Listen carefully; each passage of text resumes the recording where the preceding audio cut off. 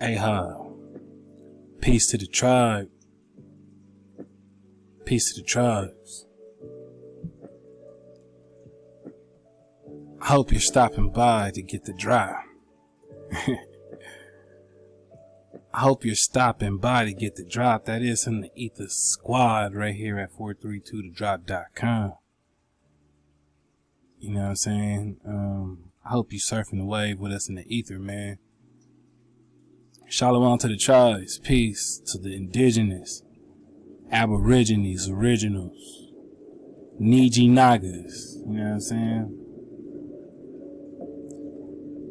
Hey, to everyone surfing the wave. We was on that IG live a little bit earlier today, and you know, I decided to keep it in rare form. I'm feeling that rare form still. I'm straight from the rarefied air. You know what I'm saying? I hope you know what that is. We speaking that noble gas, purified, rarefied gas. That is the ether. You know, we can never dig on this ether without mentioning the bro 5 Eyes Ma. You know what I'm saying? Peace to the real ones. We're just, you know, surfing the wave right about now. Catching the feels, seeing what the deal is. You know, I hope it's all the way up for you. I hope it's all the way up, Shabbat. Peace to all the real ones. I hope it's all the way up. You know what I'm saying? Hey, for all the support, gratitude for all your interactions, for everyone sending emails. We're going to get back to them. We just picking up the flow. We had to come back and build. My young Ak is still telling me to pop off. My young Ak is still telling me to pop off, man. So, you know, we're going to crank up the ether bus. We just letting it build for the real ones right about now. Come on in and get cozy.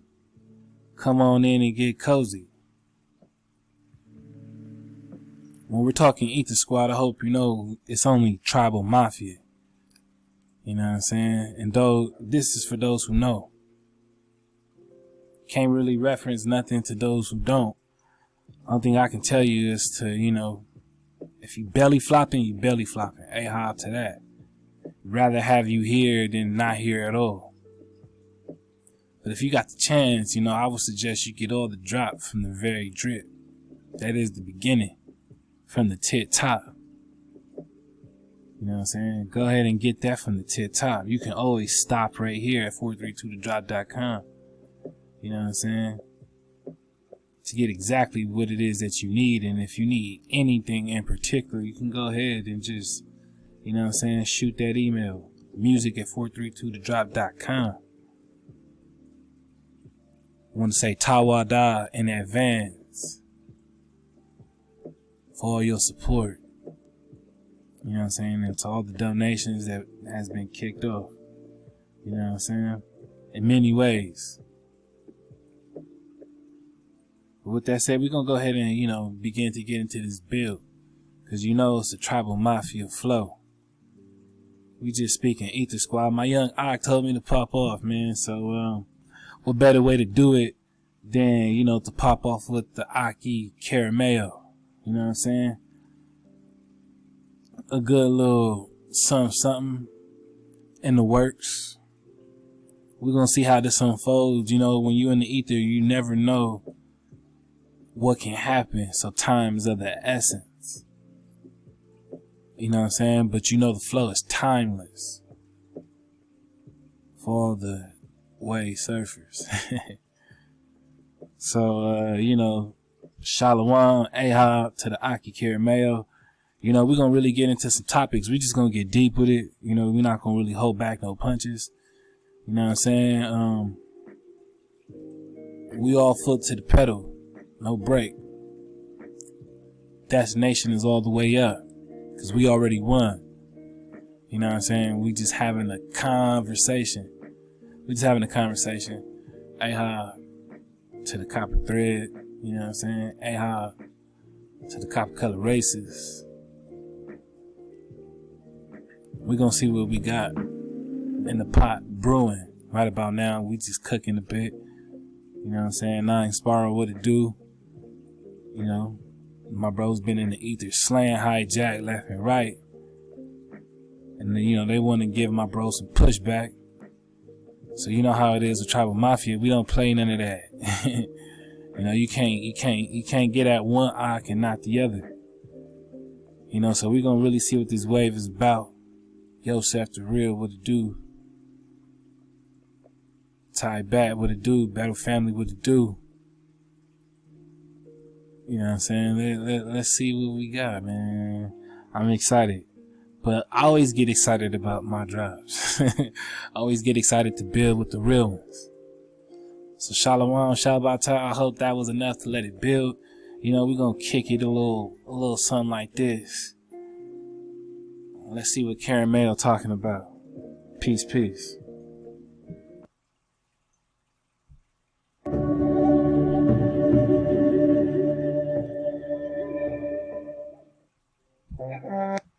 Just want to say real quick, hey, out to the bro.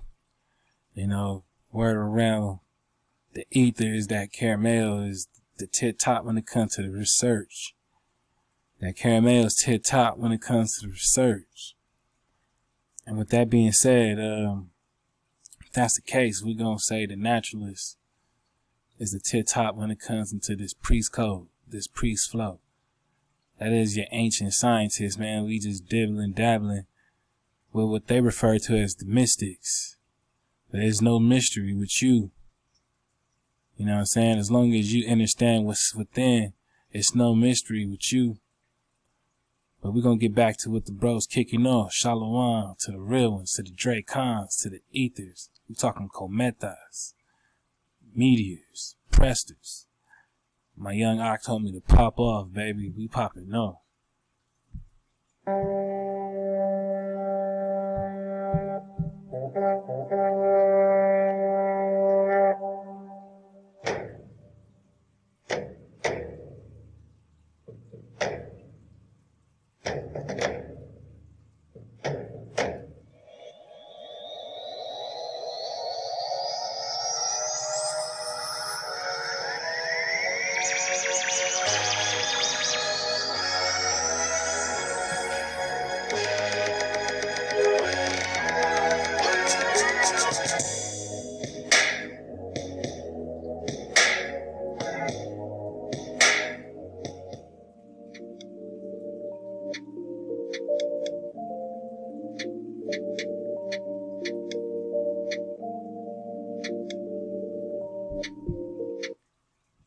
Alright, so, you know, just in case, for those who might want to complain about not seeing what it says, alright, the Ock put up top, the African cheetah originated in America.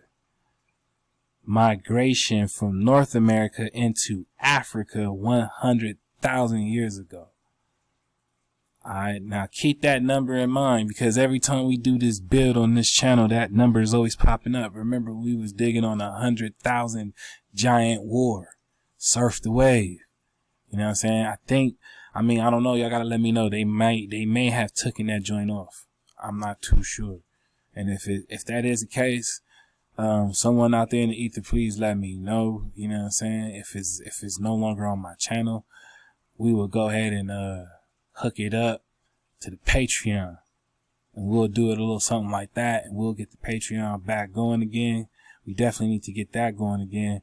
But yeah, you know what I'm saying? Migration from North America into Africa 100,000 years ago. You know what I'm saying? We're gonna let the bro pop off. You know what I'm saying? This is a tribal flow. We talking tribal mafia. Hey, ha.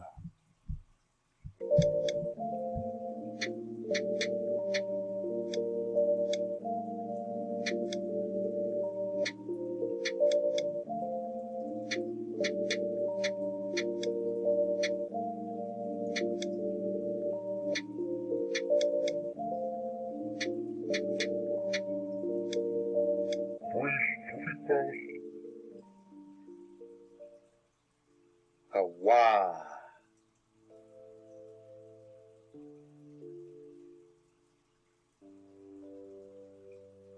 This is Chewbacca, the cheetah.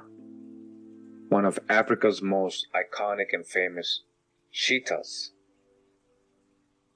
These beautiful animals are found across large swaths of Africa and parts of Iran. The cheetah can reach top speeds of up to 121 kilometers per hour, meaning it is undoubtedly the fastest land animal.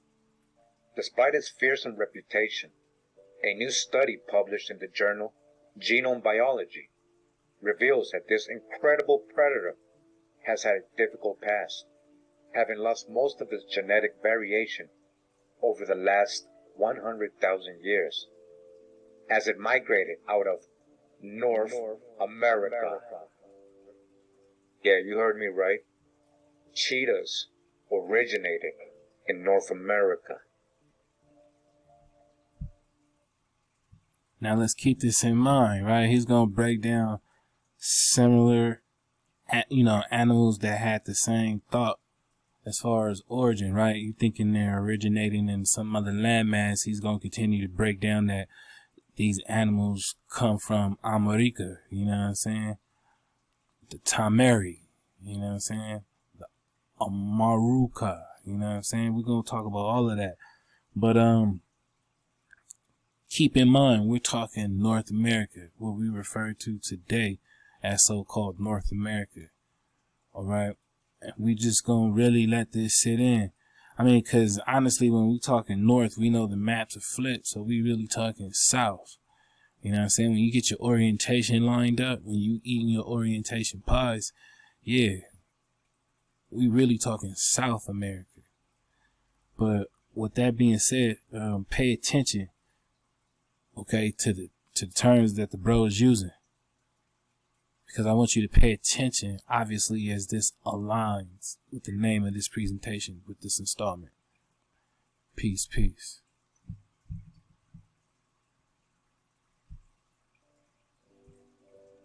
Alright, so before I begin today's video, just wanted to remind you guys of my previous videos on ancient animals of America. We have proven already. Check out my video on the horse.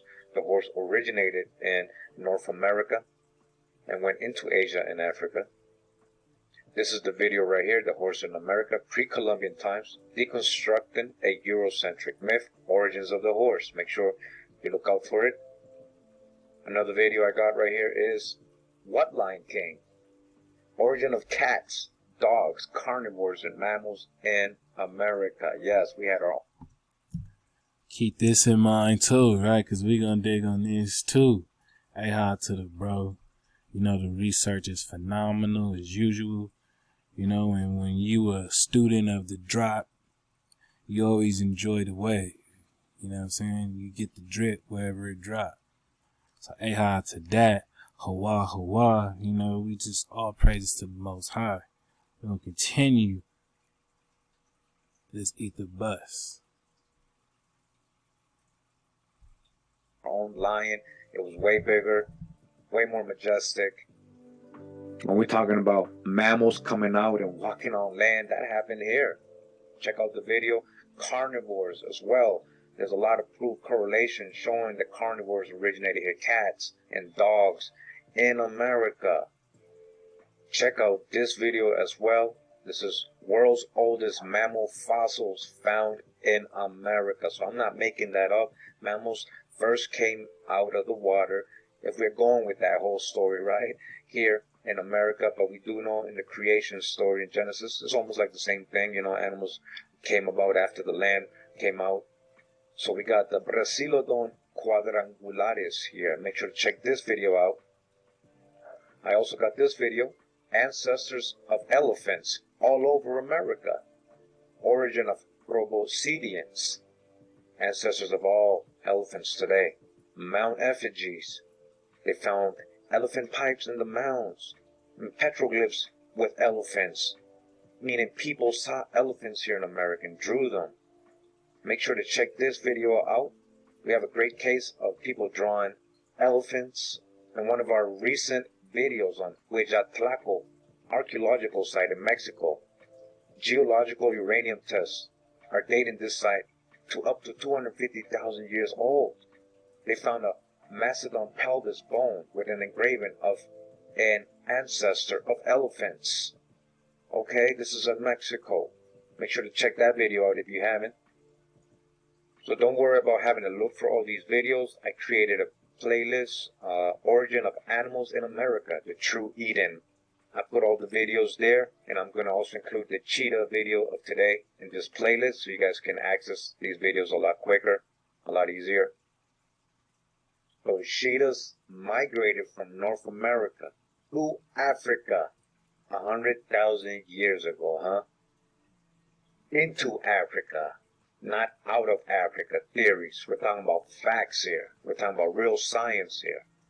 One of their most cherished animals, which is, today a native of Africa. You heard what he said, right? The bro said real science. The bro said we're talking real science, so keep that in mind. Again, with this 100,000 year. I mean, this 100,000 is always popping up. You know what I'm saying? We just connecting the dots. We just see these numbers for what they are. But we're going to continue the flow.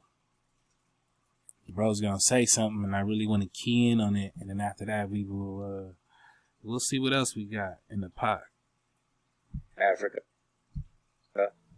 This animal's ancestors are from America, the true old world.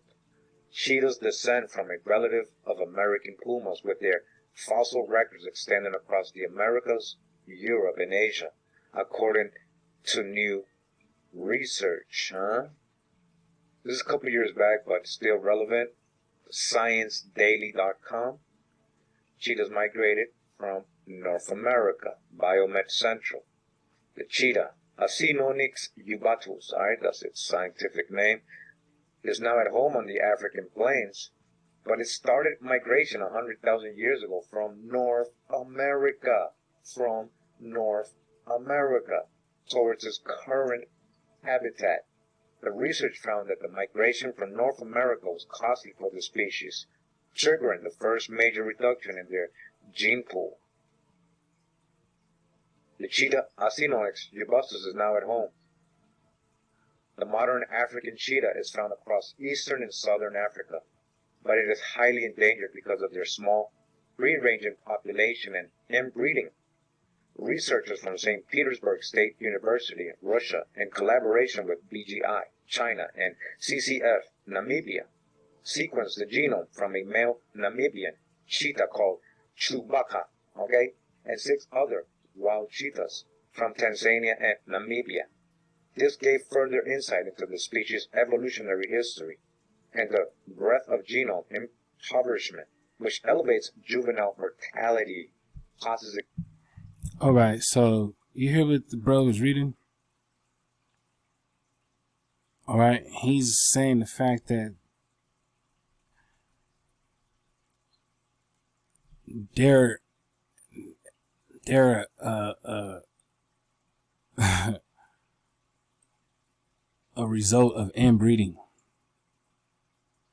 And when inbreeding, all of these things tend to come with it. And this is what I want you to pay attention to and key in on. The inbreeding process. Alright, the genome completely changes due to this and the fact that there's no more diversity being pumped back into the bloodline. There is no growth, no progress genetically.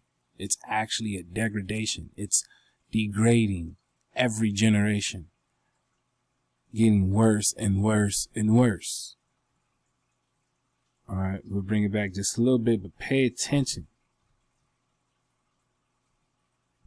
All right, you already know how we break things down right here at this channel. Pay attention. African cheetah is found across eastern and southern Africa, but it is highly endangered because of their small, free-ranging population and inbreeding. Researchers from St. Petersburg State University, Russia, in collaboration with BGI, China, and CCF, Namibia, sequenced the genome from a male Namibian cheetah called Chewbacca, and 6 other wild cheetahs from Tanzania and Namibia.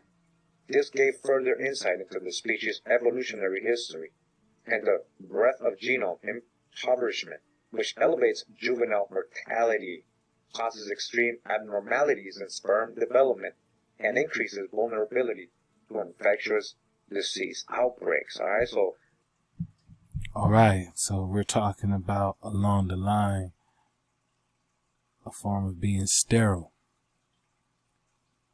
which is why they're endangered now, because they're no longer reproducing at a healthy rate. Even though they are alive,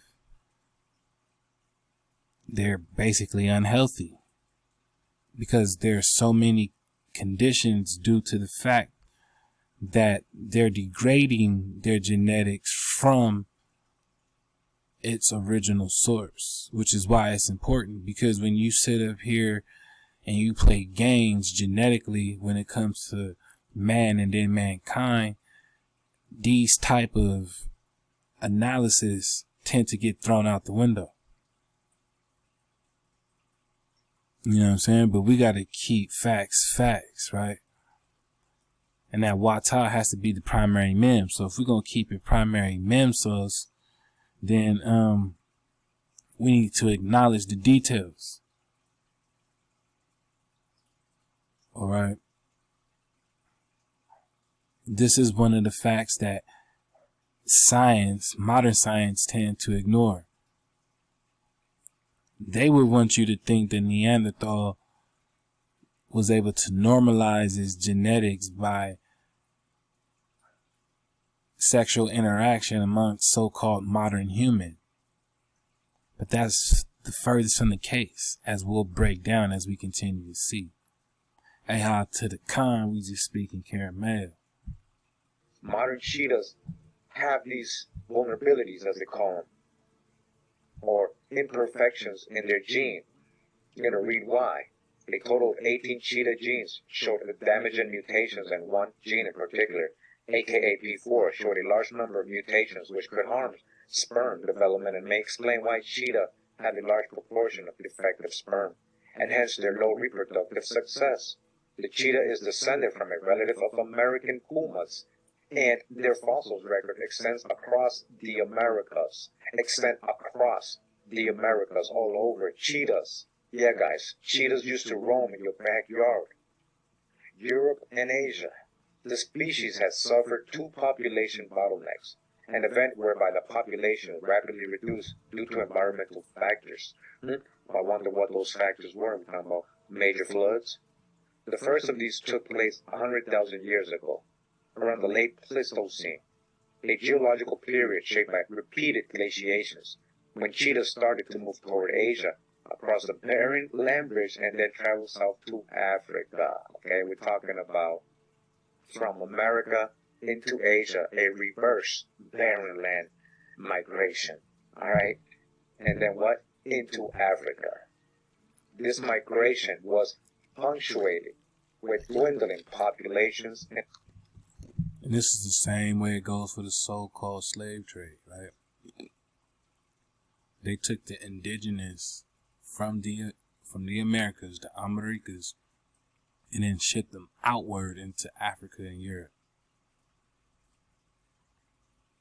All right. I know you still got them cobwebs in your eyes. We come in and knock that dust off your face. Wakey, wakey, my eye told me to pop off. We popping off for you. Just like we said we would in the IG Live today. Peace.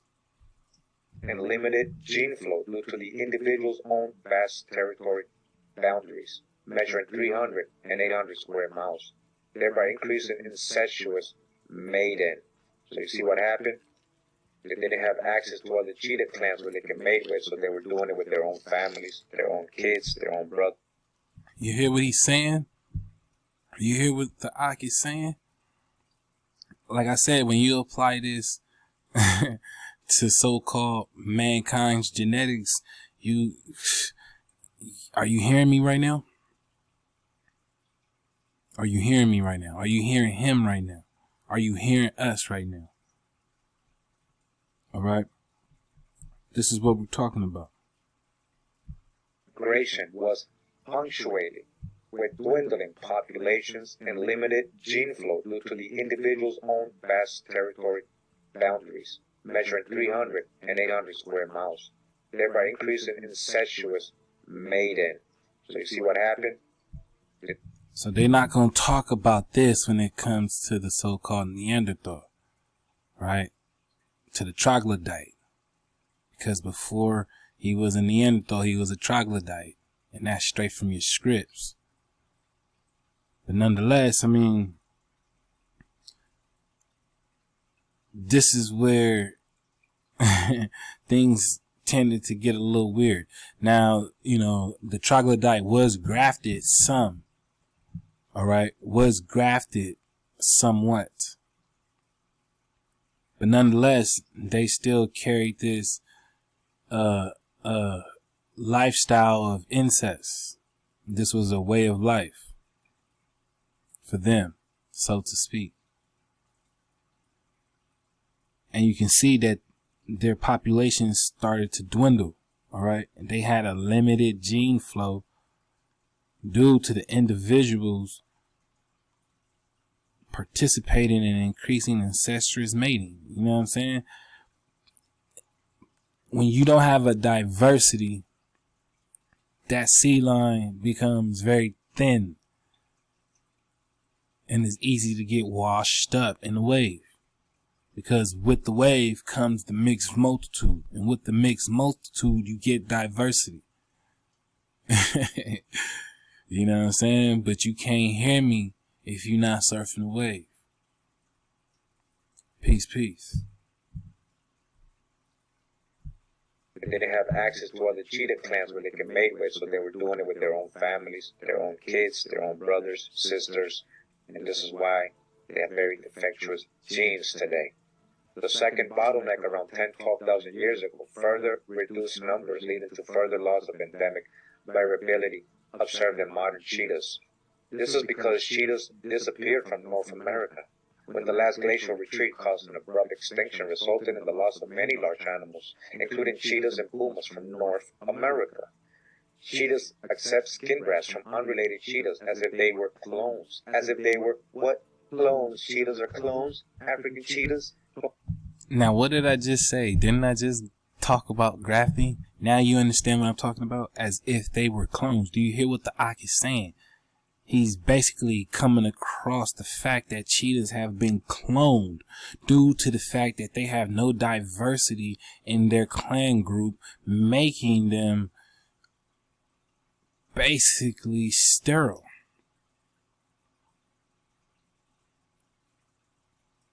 All right? It's almost as if these cheetahs are clones. I mean, you got to really understand what the flow is right now. We just breaking it down the way the naturalists would. Right now, we in the supernaturalists. Shout out to all the supernaturals. Hey, how to the flow. We're going to continue to build. Let go.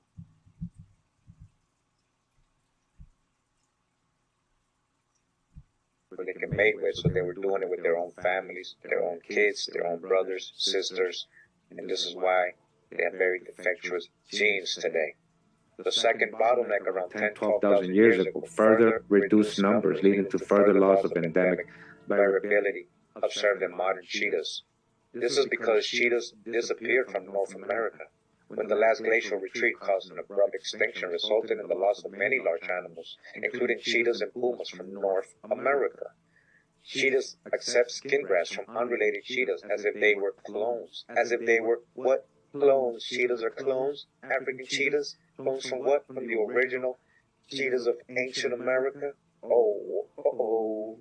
The genome analysis suggests that this is partly due to the loss of a few immune-related genes and dramatic loss of diversity in the cheetah's flagella genes. The variation is so limited that it is far below that observed in inbred dogs and cats, even worse than inbred dogs and cats. Tests carried out by the researchers show that the cheetah has lost 90 to 99% of the genetic variation typically seen in outbred mammals. Okay? 90 to 99%. Literally got like a clone that is still around, literally. The researchers conclude that this latest insight into the history and adaptation of the endangered cheetah should be useful in efforts to sustain and increase cheetah population. Hey, how to the bro, you see how he was able to come to realization on his own that these cheetahs of Africa are clones. Alright, these cheetahs in Africa are clones. So when we're talking about the people of ancient America being the originals, that should let you know pretty much just what's really coming from America and where the original source is, all right, and what's being pushed out, what's being spread out. And we're going to dig a little bit more into this topic from a more detailed breakdown. So Ahab to the bro, we appreciate the flow. Much love, my nigga. You know what I'm saying? Hope you don't mind us tapping in one time to get, you know, this incredible research. We appreciate you for your drip drop. We're going to continue to surf the wave. You know how we do. We smash on the hijack. And we don't look back. That is Hawa Hawa. Ama Abba. Shalom. So picking back up where we left off, we was digging on these cheetahs, right? Shout out to the Aki Karameu. And pretty much shout out to the Aki that sent this post to me. I cannot remember your name right now, but if you're catching this, you know what I'm saying? Or if you end up catching this video, go ahead and, you know, drop your name, man. So the, you know, the tribe can get acquainted. Folks know who you are. But, you know, a bro sent this to me and,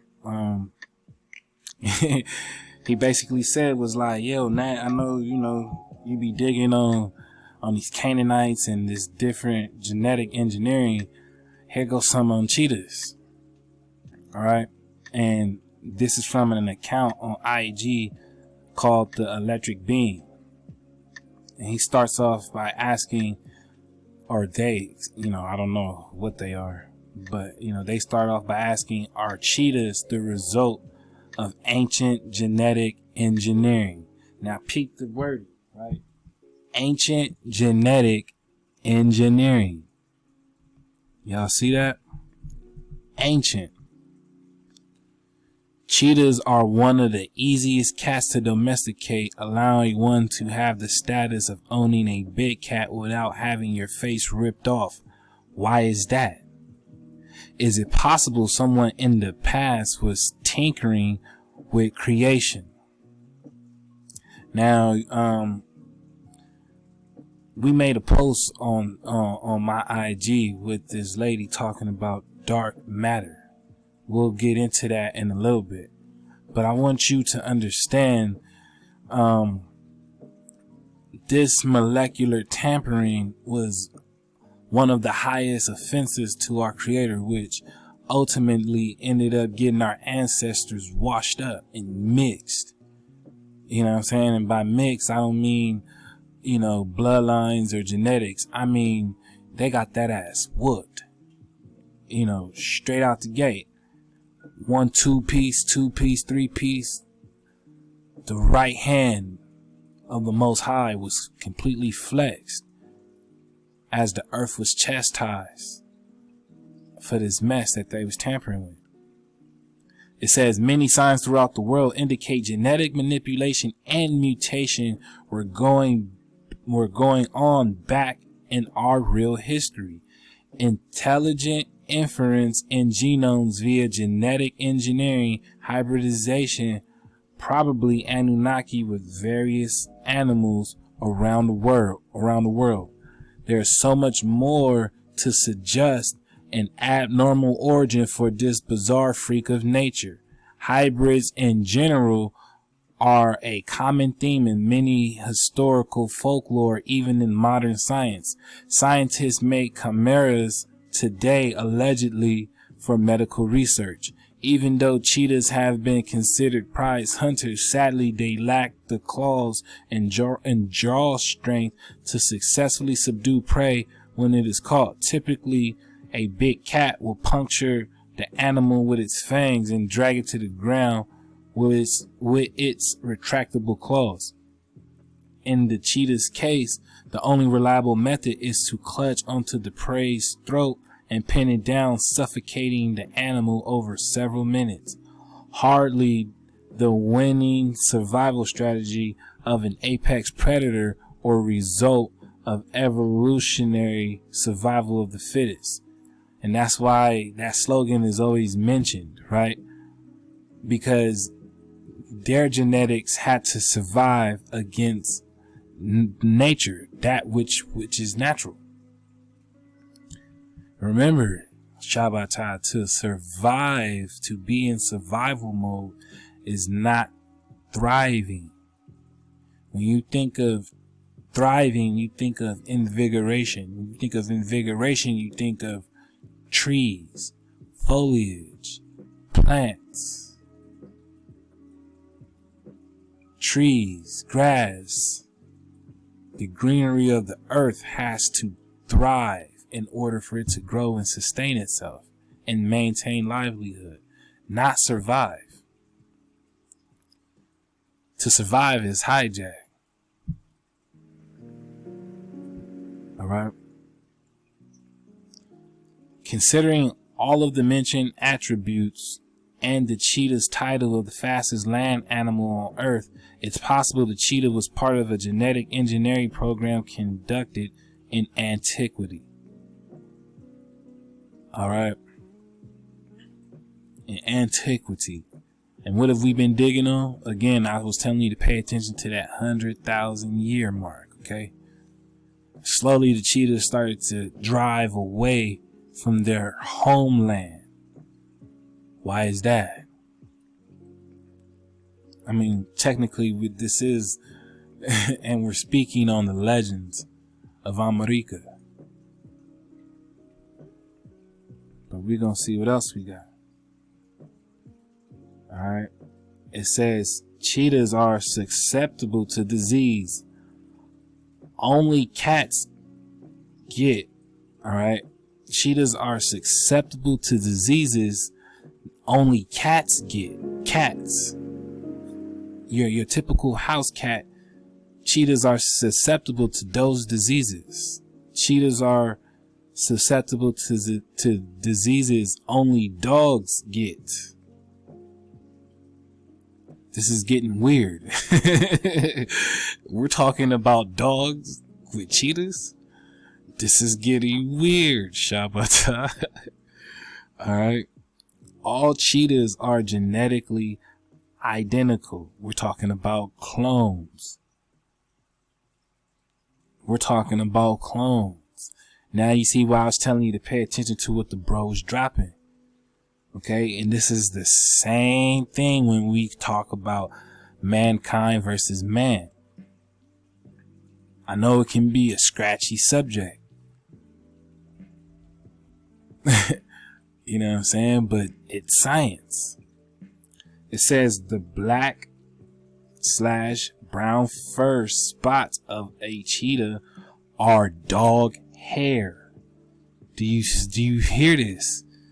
The black-brown fur spots of a cheetah are dog hair. The yellow fur coat is cat hair. Cheetahs have the head of a cat, but the body of a dog. What?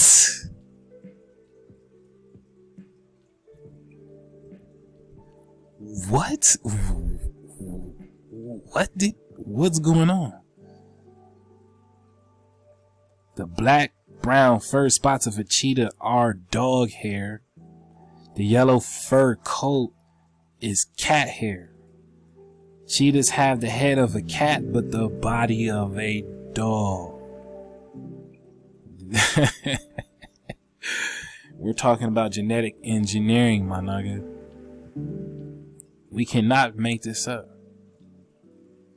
We cannot make this up.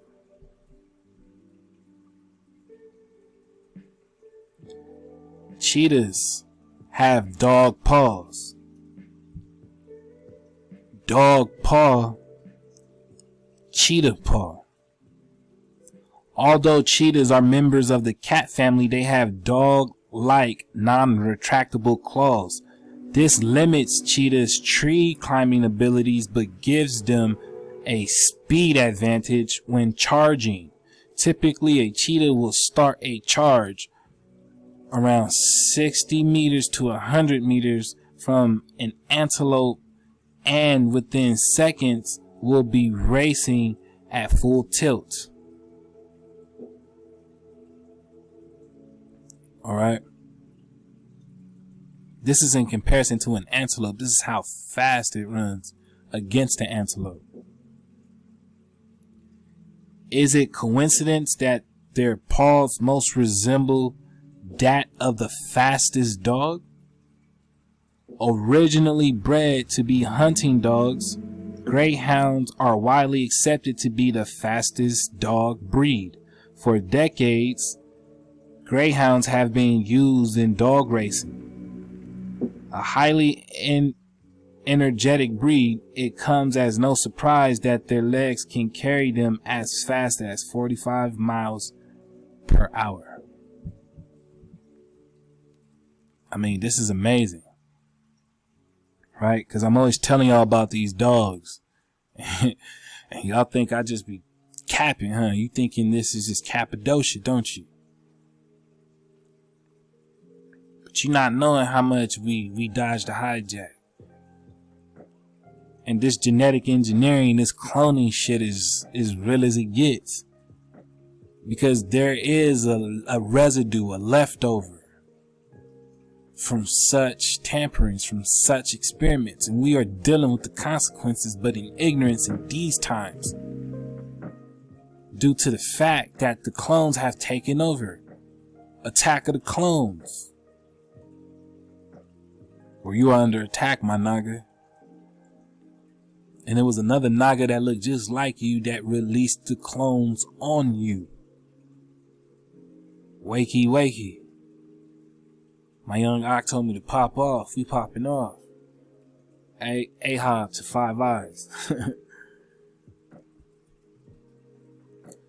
When most think of big cats, we think of lions, tigers, jaguars, and cheetahs. But in fact, cheetahs are an entirely different genus than the other three. Asionics or Asonics is a genus within the cat family. The only living species of the genus, the cheetah, lives in open grasslands of Africa and Asia. All right. It says the generic name Asionics originated from the combination of two Greek words, akinethos meaning motionless, and onyx meaning claw. A rough translation of the word would be non-moving claws, a reference to the limited retractability capability of being drawn inside the paw, the claws of the cheetah relative to other cats. Alright? An amazing breakdown. Cheetahs are so shy that zoos give them their own emotional support dogs. A dominant dog is very helpful because cheetahs are quite shy instinctively, and you can't breed that out of them. When you pair them, the cheetah looks to the dog for cues and learns to model their behavior. It's about getting them to read that calm, happy-go-lucky vibe from the dog. Why would a cheetah be so adept to learn from a dog? And again, I'm not making this up. I'm just sharing with you similar findings. Again, I told you this was a tribal mafia flow, so shout out to the tribe. Because we are within the flow that is the ether. A-How to the Ether Squad, man. A-How. Yeah, I know. It's bananas. I know. I understand. Per usual, we're giving more theories and fantasy stories of ice ages and genetic bottleneck, etc. It's the only way for them to explain the inexplicable. Alright? Look at the diversity of the genetics. Look at the shapes they use to differentiate the variation. Look at the bottleneck. Look at the new population. You know what this reminds me of? This reminds me of original Americans. The Beringia or Bering Strait Native American gene pool. Bottleneck severely reduces population size and genetic diversity. The new population. This sounds a lot like the Bering Strait.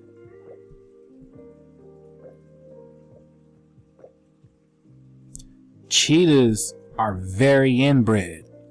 They are so inbred that genetically they are almost identical. The current theory is that they became inbred when a natural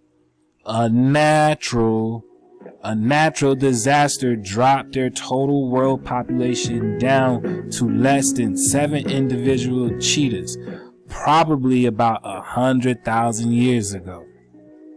Within crossbreeding hybrids, males are usually sterile. Maybe there's a connection while cheetahs have poor sperm mobility and high infant mortality rates. Only difference being one is mating, breeding, and the other is genetic engineering. We cannot make this up. Okay, and when we add this to the so-called genetic cloning of man, this flows hand in hand. Again, I didn't come up with this. I'm just sharing it. So don't get mad at me. I'm a witness just like you. Alright? Now check out the examples of the ancients, right, that he's depicting. Keep all of this in mind, because we're going to touch on it. Cheetahs have long been the choice of hunters throughout the Middle East, favored for their speed and agility in chasing down prey. The cheetah was occasionally tamed and used like a hound by royalty, and live animals and skins were brought to Egypt as part of the tribute from Nubia. You see what's going on? What was the last drop about, my nigga? It always connects, doesn't it? Doesn't it always connect? We're not even trying. It's just a beautiful flow. Queen Hatshepsut is recorded as having cheetahs imported from Punt to become part of her royal zoo, and she also kept a pair as her personal pets. All right, keep all of this in mind, because it's all part of the drip drop. We're gonna continue to touch on it. You know, I mean, you see what I see?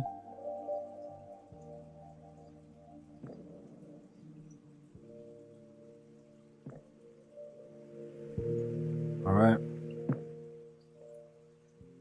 Peep this. All right. We have already touched on this in the last drop. Literally in the last drop. Carrying on. Mixing exotic DNA with humans dates back to at least Atlantis legends, where they're said to have created slave-like hybrids such as centaurs, minotaurs, aquatic-like beings for their own selfish, hubristic desires. We've been heading that direction ourselves. British scientists have secretly created more than 150 human hybrids.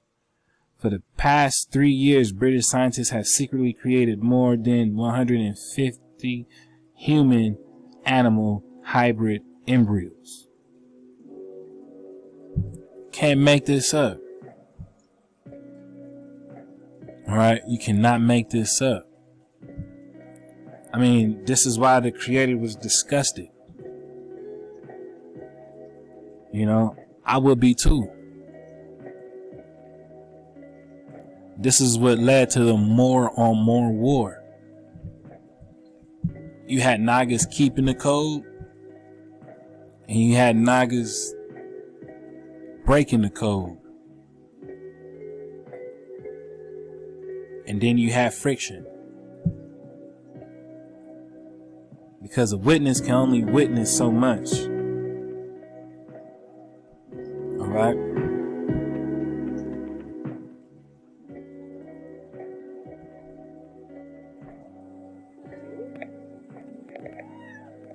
It says cheetahs are the only cats that cannot roar. They make a variety of sounds, including chirping, barking, hissing, purring, bleating like a meow, and growling. They purr when they are happy.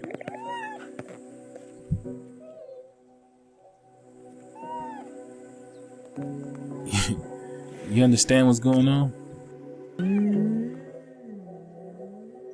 I mean, we cannot make this up, right?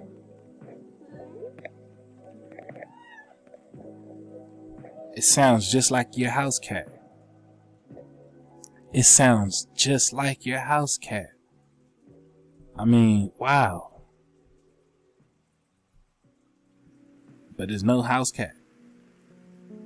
As you see, right?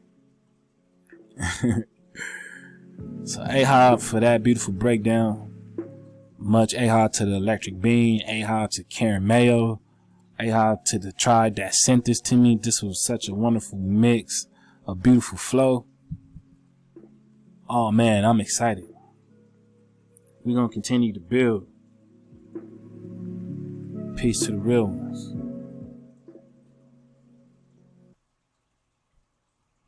You know that the first people in North America lived alongside lions even larger than the modern African lions for thousands of years? The American lion, or Panthera atrox, roamed the continent from around 340,000 years ago to just around 11,000 years ago. Fossilized remains have been found from Alaska to Mexico, with almost 100 individuals being pulled in, or Panthera atrox, lions even larger than... You know that the first people in North America lived alongside lions even larger than the modern African lions? The original Americans. The original Americans. We're going to get it back one more time. The original, man. The original. The original. The primordial, the first. Stop this nonsense.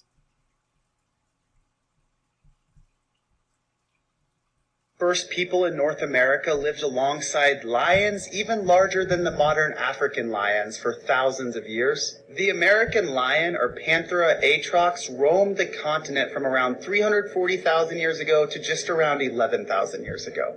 Fossilized remains have been found from Alaska to Mexico, with almost 100 individuals being pulled out of the La Brea tar pits in downtown LA. And the fact that so many have been recovered allows us to know a lot about their morphology. A study in 2012 found that these lions were considerably larger than their modern African relatives. They estimated that the maximum weight could almost reach 1,200 pounds. While this cave art isn't showing an American lion, it is showing a very close cousin, the cave lion, which lived further north. Because the artist went into such detail, we can tell this is depicting a male, but what it doesn't depict is a mane. Studies into their DNA show that they last shared a common ancestor with the African lion around 500,000 years ago, so it's thought that mane evolved separately in the African lion lineage. Nah, man. It's no evolving. things switched up. Again, we're talking what? Genetic engineering. Don't get mad at me. You know what I'm saying? Don't get mad at me. But we can only keep the receipts. We can only speak the facts. We don't care who it rubs the wrong way, and we don't care who it pisses off, because our foot is on the neck of the hijack. And this fifth wave is all about getting that shit up out of here, because we all the way up. We all the way up, man. We all the way up. This is the ether bus. Is you stupid? Is you stupid?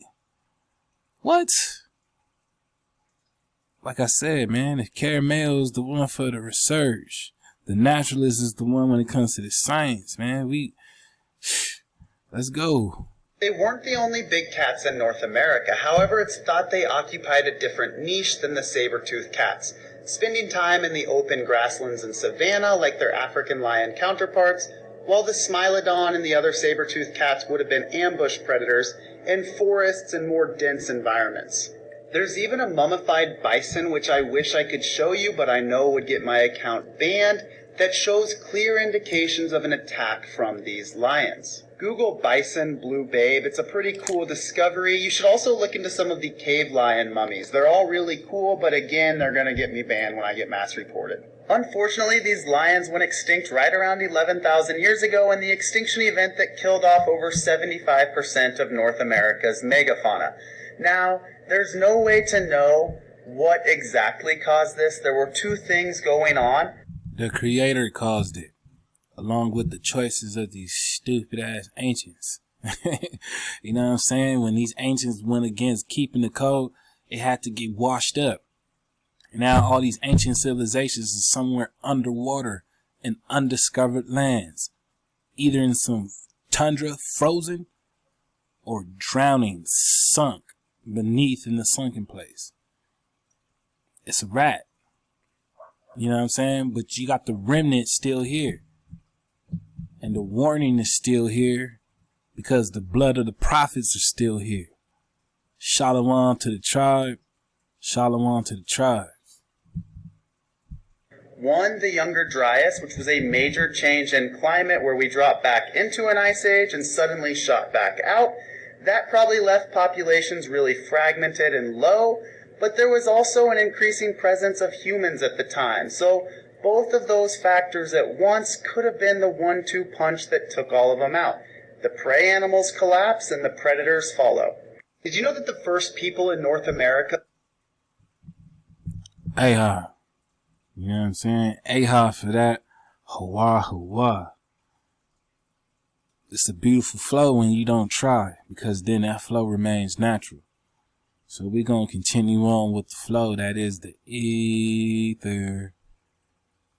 Peace to the real ones. So I was chilling with moms, you know what I'm saying? And a special shalom to Mama Natural out there. You know, we was just in a build, you know what I'm saying? Me and moms normally have deep, abyssful, deep conversations. And I was pitching to her this Ethiopian. You know, I'm breaking down the ether. I'm flowing with her, right? Freestyling, letting off, you know, these mind blasting thoughts. And I was letting her know about the Ethiopian. And I was like, hey, moms, check this out. You know, this Ethiopian is connected to the ether. You know, they want to say the Ethiopian is the burning face when really it's the fiery looking, or ether face, which is to burn bright, to shine.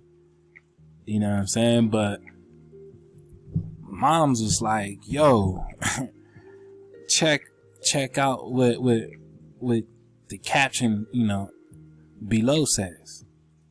Now keep in mind, we're really digging on the Ethiopian, the Negro, the Negus, right? Which we know was not from the seed of Ham. All right.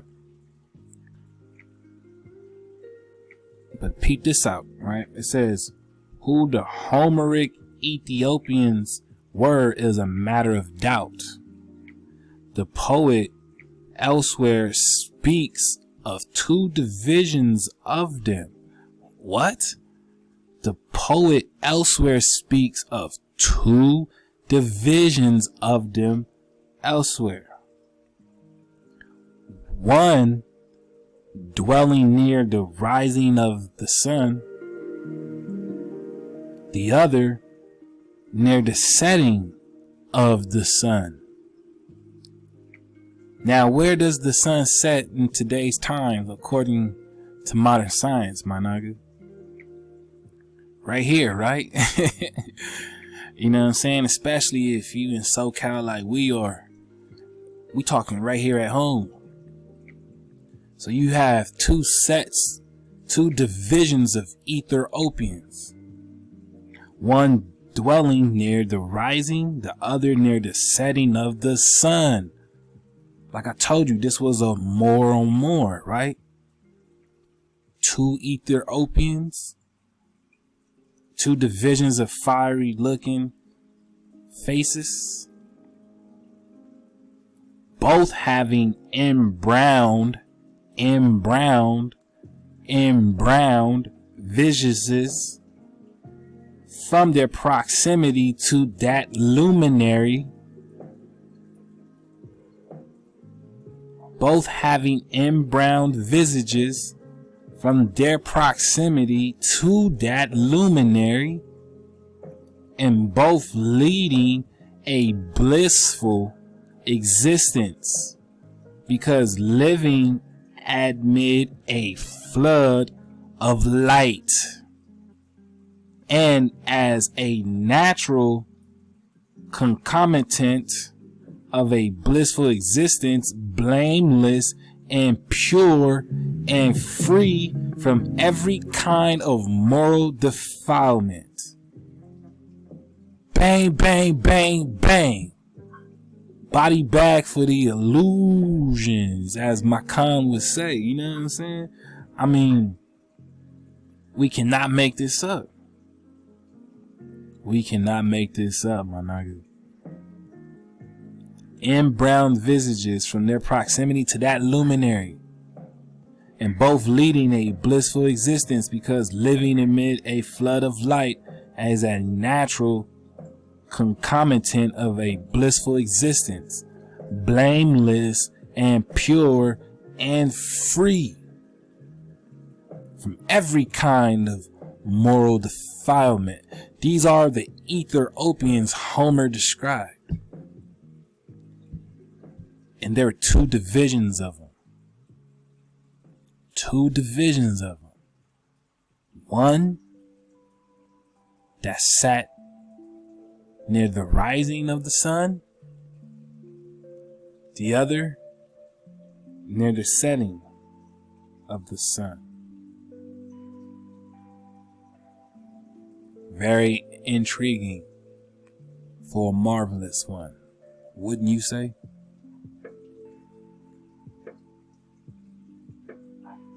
It's amazing, right? Because etheric is a dictionary entry near Ethiopia and then Ethernet. It's a related word. Etheric, pertaining to ether. What is the ether? The upper regions of space. You see all these words right here? They're all related, my nigga. The ether. They've been hiding your identity this entire time, because they don't want you to know you're synonymous with the luminaries. That gives you the purpose. They don't want you to know you have a purpose. But you're right here, surfing the wave with 432 Drop Nation. And I hope you're getting the drip drop over at 432thedrop.com. Because this is a tribal flow for my Nagas. The Royal Negoose. You know what I'm saying? I hope you lacing up your boots. Because we about to get into some more. We ain't done. Peace, peace to the real ones.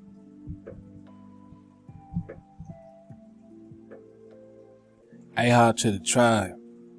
And a special congratulations, that is to Nicole Burgess. I hope I'm pronouncing that right. Burgess. I'm pretty sure her name has changed, which is why, we're wishing her a congratulations. You know what I'm saying? She was just recently married, Ahab to the Aqua. But she happened to send me a post on IG, and I guess they got it from this article. That post is no longer available for understandable reasons.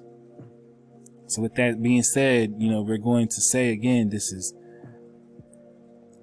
not hate. And these are not my words. I am just sharing. I am also a witness with you. With that being said, we keeping our foot on the necks of the hijack, because we don't want no static. We want no wrinkles in our material. And that code, Hawa's word, is the irony. It's the iron. Okay. The headline reads, a gorilla born with a lack of pigmentation on her fingers surprises people. Surprises people. All right. It might surprise you. There's only one way to find out, right? It says, not so long ago, there was a fun party at Zoo Atlanta. Their gorilla Anaka celebrated her 6th birthday. To commemorate the joyous occasion, the employees at the facility snapped a couple of pics of the big girl and shared them on Facebook. People started sending their best wishes. However, while congratulating Anaka, those who were more observant noticed an interesting detail. The gorilla has a unique patch of pigment on her hand. In the close-up picture of the pink patch, it even looks remarkably human-like. Now, this is for all the dumbasses that sit up there and say monkeys look like black people and gorillas and such. If this is the case, why is this pink patch remarkably human-like?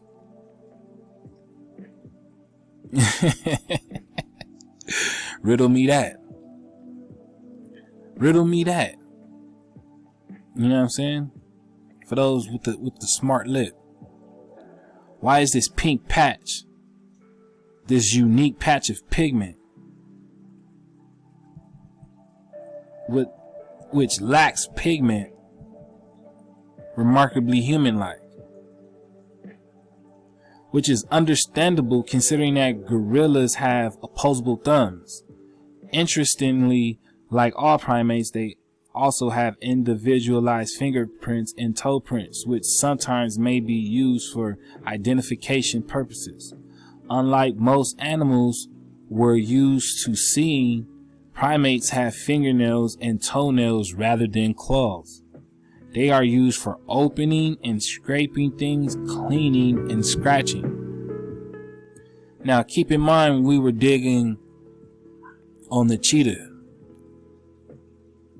This should be ringing bells to you somewhat with this primate.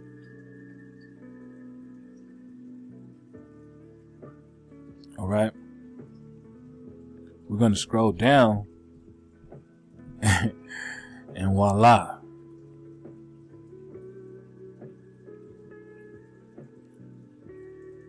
This is what we have. I mean, we cannot make this up. This is a hand of a gorilla. And you see it just like I see it. If I didn't know any better, I would think this is a Caucasian. What we would refer to today as a modern European. Or Asian. Or anything else that typically lacks pigment. But this is a baby gorilla. A 6-year-old gorilla. According to the zoo, not only is Anaka's skin unique, but her personality is as well. She's often barking at her mom and others to get a prime spot for food and juice. She's often seen riding piggyback on her mother's or her brothers and sisters, excuse me. All right, that's the finger.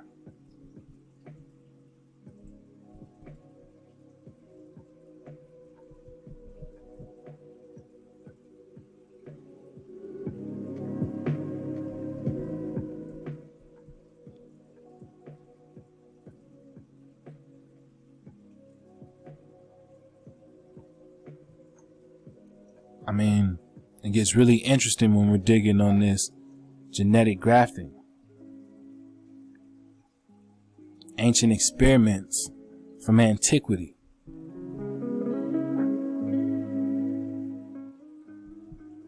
Some people were thinking Anaka has vitiligo, long-term skin condition characterized by patches of the skin losing their pigment. But Marina Lale, interesting name, right? Marina Lale commented that she wrote to the zoo about it and they didn't confirm it. I asked this question and this is their reply. Well, her skin pigment has always been like that and hasn't changed over the years. So we think it's just a cool birthmark. It's a cool birthmark. That's how they see it.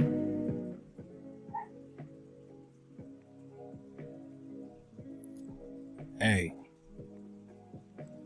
you can't make this up. We can't make this up. You see the face, right?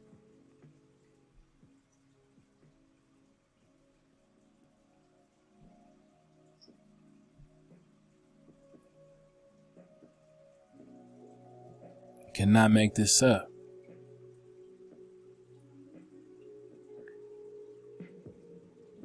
I'm talking loss of pigment.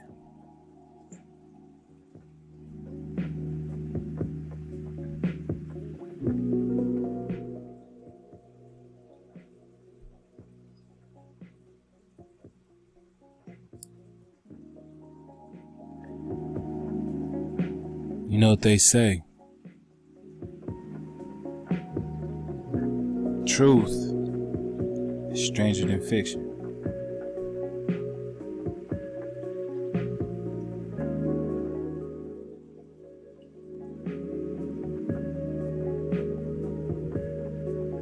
And I know it hurts your feelings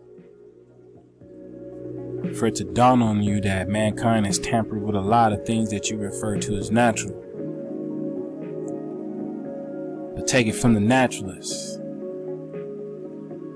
If it's not by the law, it's not by your creator. And if it's not by your creator, it is unnatural.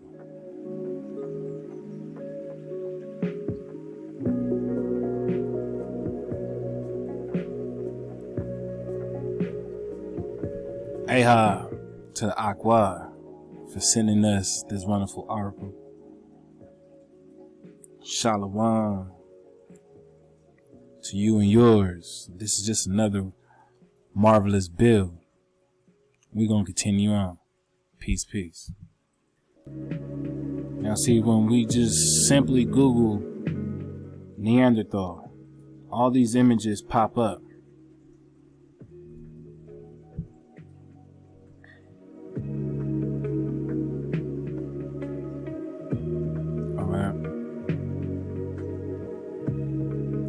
There's a reason why they continue to use this. Again, we're talking genetic engineering. My nigga, this is, I know how mind-boggling it can be, but you just saw it from yourself, right? We're talking about the tampering of genetics.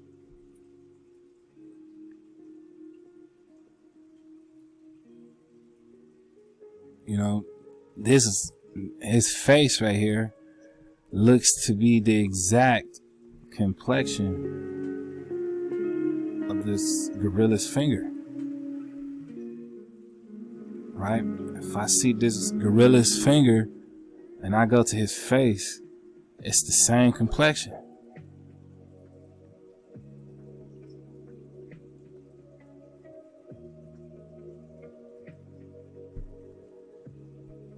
It's the same complexion.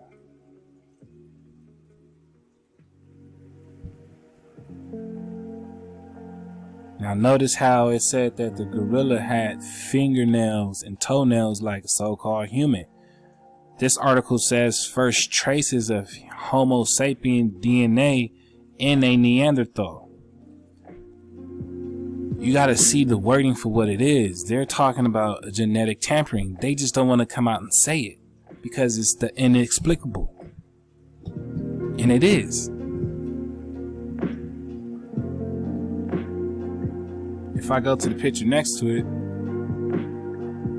we got some piggyback action going on. Just like the article said that the chimp did, right?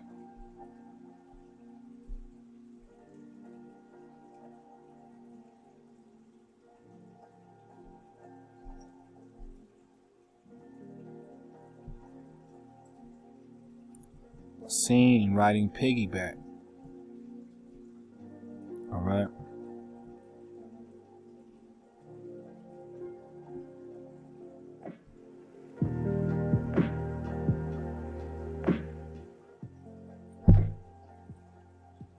Were Neanderthal savages? Why would they ask such a question?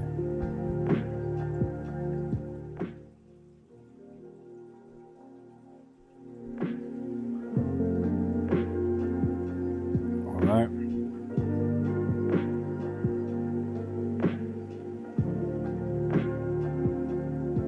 It gets pretty intense.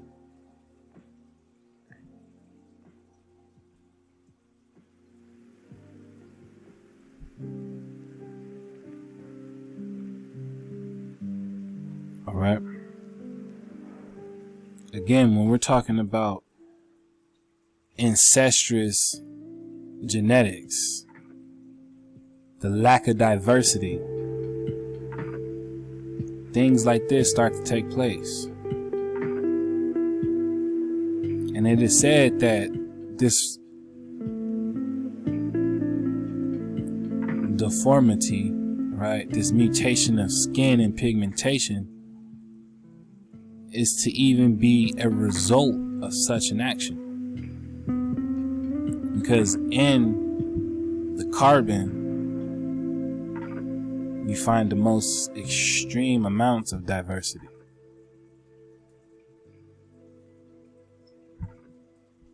Which separates the Neanderthal from these folks. But when you truly look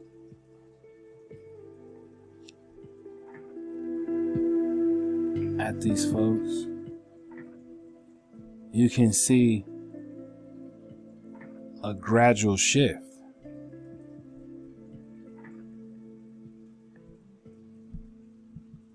You can see the grafting.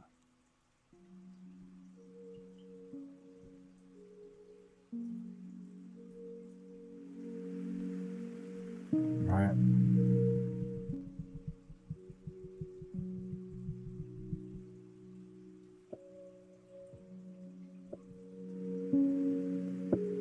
There's a certain process that tends to line up with the features of the Neanderthal. Right? And you can see the context, which is how we know we're dealing with back crossing. You're going backward, not forward. This would be forward, but you're going this way, from this to that.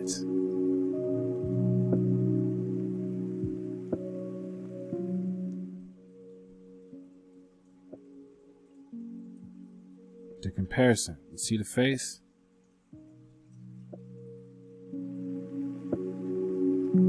You see the face?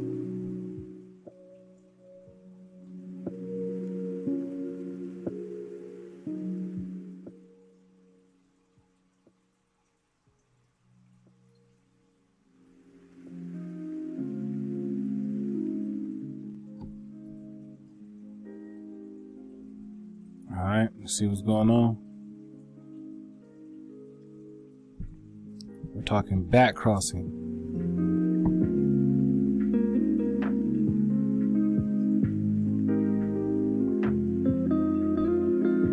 Alright. Back crossing genetics. Which is why, even though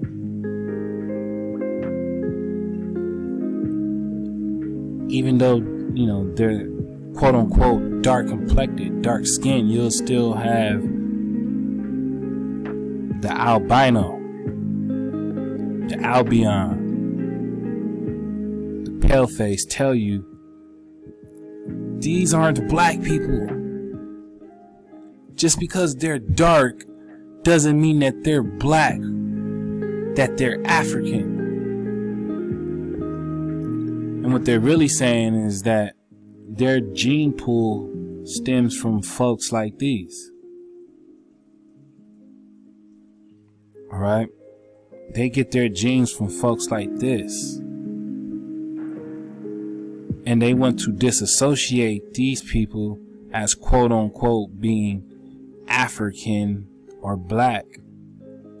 Because to be so-called African or black or sub-Saharan or Nubian or an Ethiopian means that you possess 0 to very, very little Neanderthal frequency in the source and origin of your DNA. And that's what that means, my nigga. That's exactly what that means.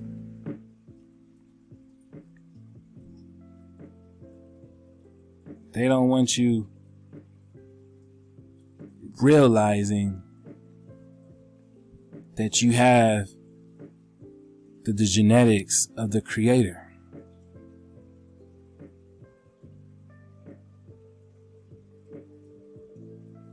So they tampered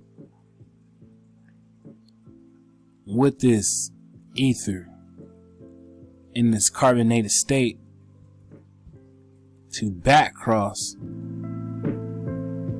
and get a degradation of genetics to run as an interference, as a custodian over all of those who are natural, so that you wouldn't be able to maintain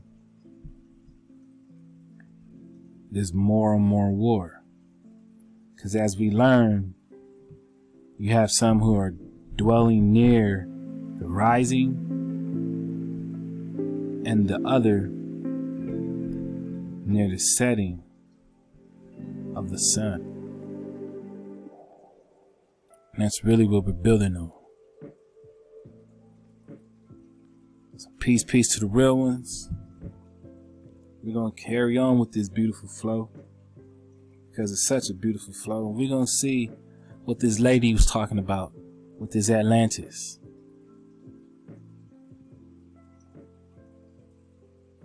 We're going to see what she was talking about because we're digging on Homer's account.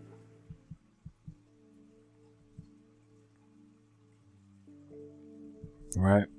And according to Electric Beam,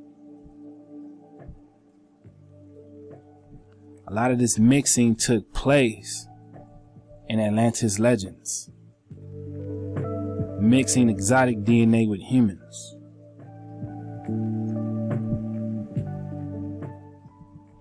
Mixing exotic DNA with humans.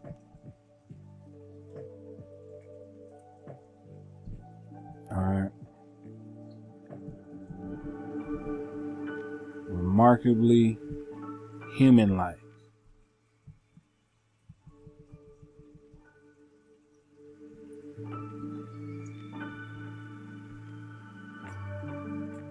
So peace to the ruins.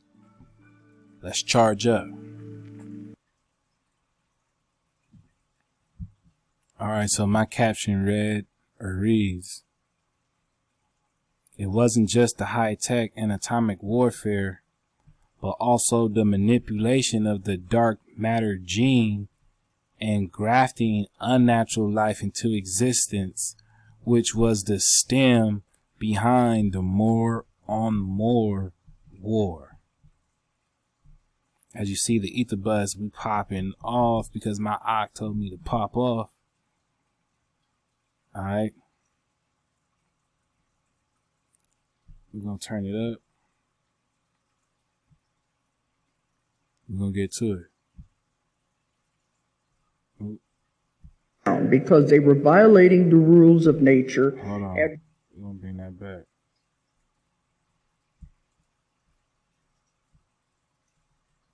Nature and wanting too much. And my bad. One more again. Shout out to why Atlantis had to go down, because they were violating the rules of nature and wanting too much and causing disruption. But I had a case just this last year, and I think I put it in the 3 waves, that gave me an explanation I had never heard before of why Atlantis had to go down. And when I asked them, I said, I thought I knew all the reasons. I've never heard this reason before. They said, that's because we have never told you before. We'd never told anyone till now. And what it was, they said they were working with dark matter, which I think you could think sounds like antimatter. It's not antimatter. Notice how dark meant anti. So you can see what they think about you when referring to you as anything dark. Alright? But it does not mean antimatter, even though that's what they call it, the ether. But it's ether. Alright? It is the ether. And what do you think that they were doing with this ether? They were developing people like her and the ancestors of such people. And this was popping off. As you can see, the comment beneath my post says, Atlantis is America. The flood in the book of remembrance and the rapture with heat and revelations already happened. Peace to her. A lot of people already know. This is what we digging on. So aha to the real ones. Let's continue.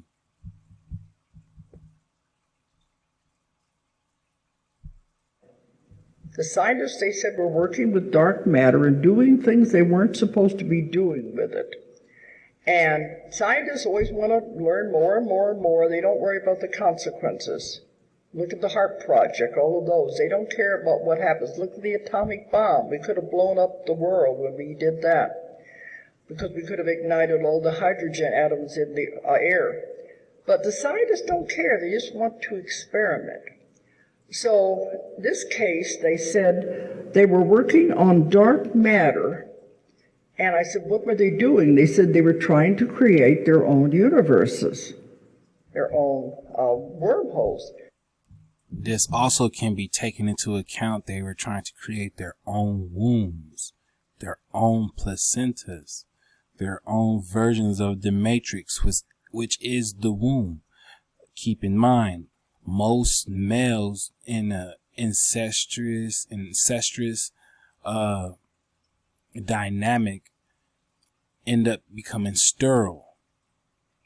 So they need to actually reproduce with their females, not their males.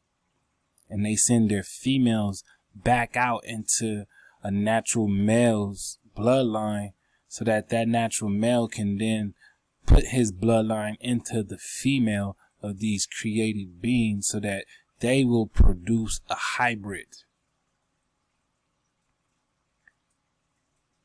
which will in fact later down the line create a universe or a wormhole for these beings to traverse to and fro, on and from. And this is what we're dealing with. This is the height of this. This is what I was explaining to Mama Natural, but I couldn't get there with her because it's Mama Natural. Some conversations just have to be shared with the tribe. Peace, peace.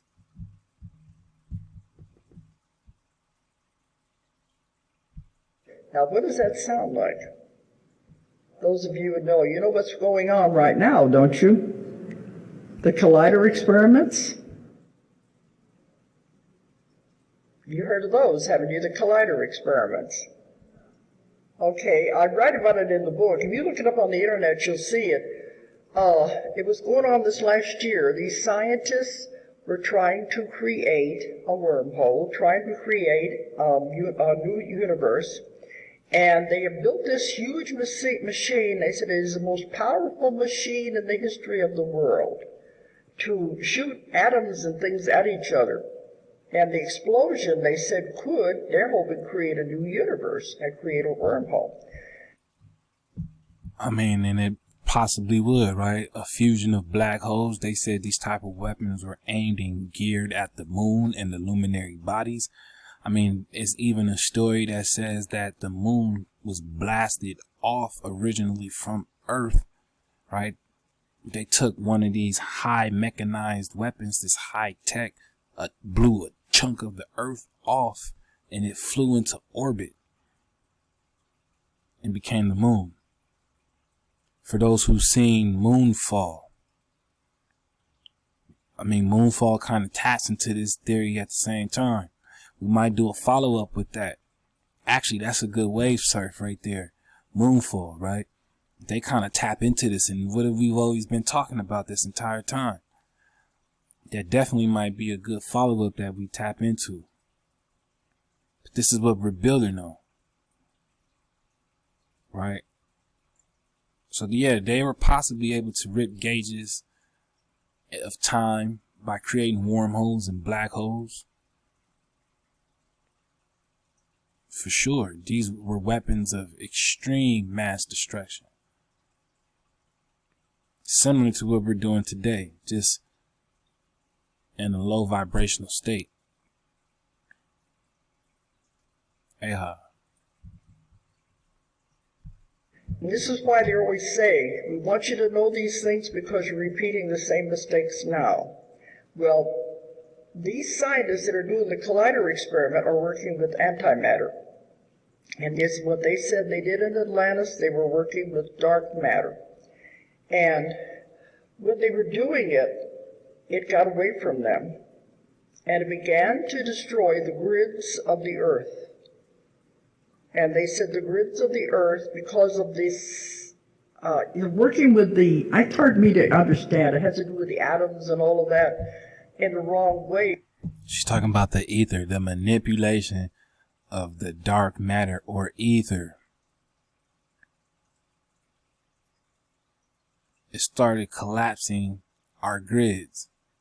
Drop has been talking about this from the beginning. The pyramids of 440.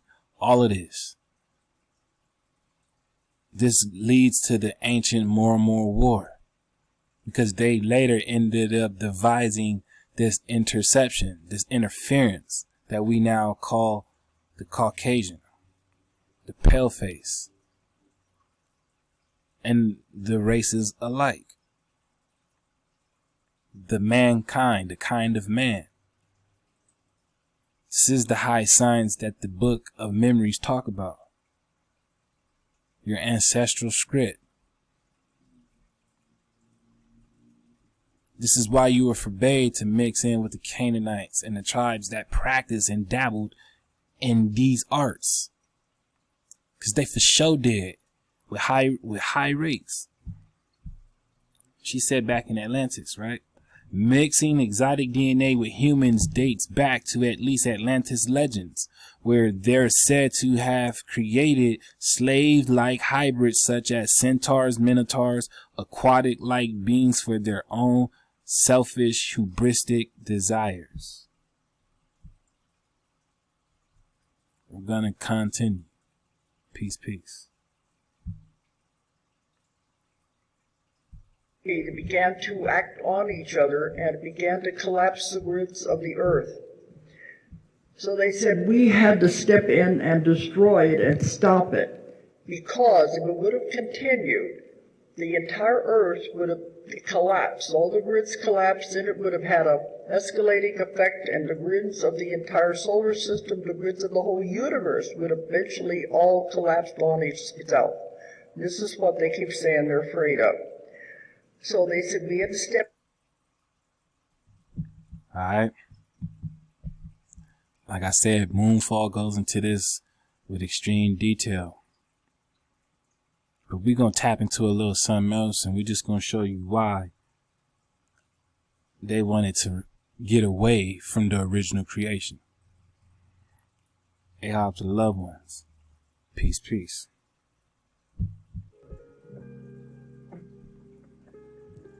So see, when we're really talking about DNA, your DNA comes straight from the Creator. Your vibrations were spoken by the Elohim, who helped fashion and formed you into the image you are now in. That is Abba and Amma. It is also another reason why we possess angels in our command when aligned properly with the Most High. You can give angels assignments to carry out tasks for you. And I'm speaking from complete experience, my nigga. I've definitely been able to give my own personal Dracons assignments. And they do work for me in the ether.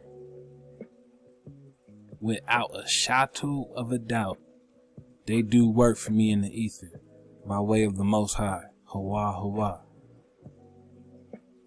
It reads, the 22 letters of the Hebrew alphabet perfectly corresponds to the 22 amino acids, the building blocks of life within our DNA. The Torah teaches us that speech was the tool of creation. In Psalms 33:6, since the 22 amino acids in our DNA correspond to the 22 letters of the Hebrew alphabet, we can say with surety that the Hebrew language is the DNA of creation.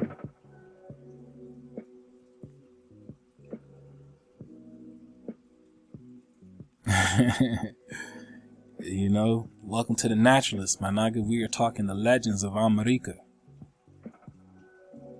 where Columbus was said to bring a Hebrew interpreter to talk to these Ethiopians.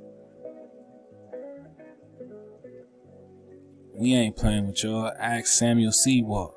He'll tell you what he thinks about the Ethiopians, the children of America, who are as black as the Ethiopians, the seeds of Adam, Adama, that is the earth, the autochthonous.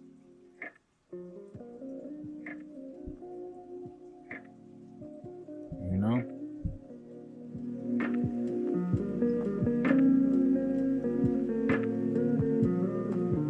Because you were fashioned in a design of the Creator's name. Hawa. As you can see, this is the Ether Man, the flame. Right? Let's get it real quick. Ethiop. The fiery looking. The fiery looking. This is the ether. You also see the name of Hawa, that is the breath.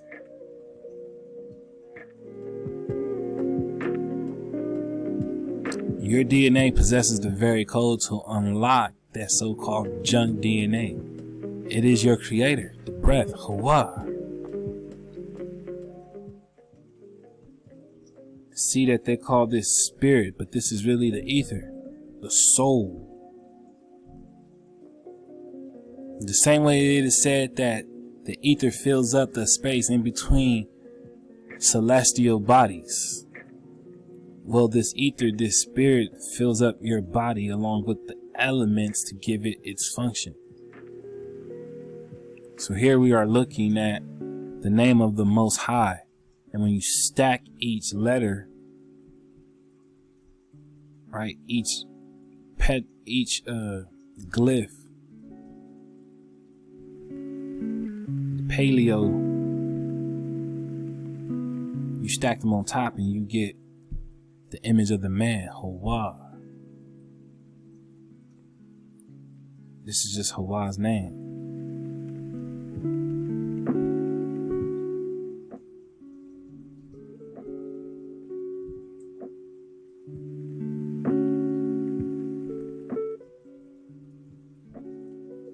Alright. See, this is the real being, as you see. The real being. Right? The light. Dodge all hijacks. Alright? And when you finally reach higher self, you see your giant. You see the giants. The giants are your higher self, my nigga. They're your higher self.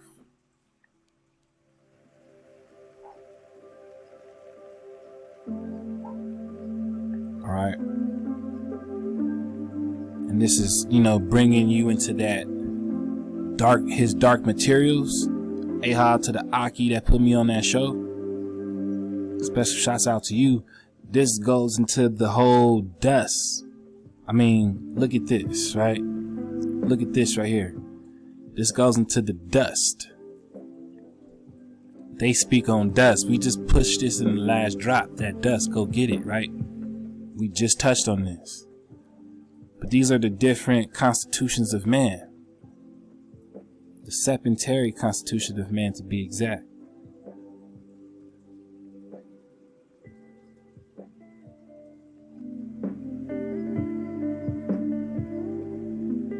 We're just building on the real ones.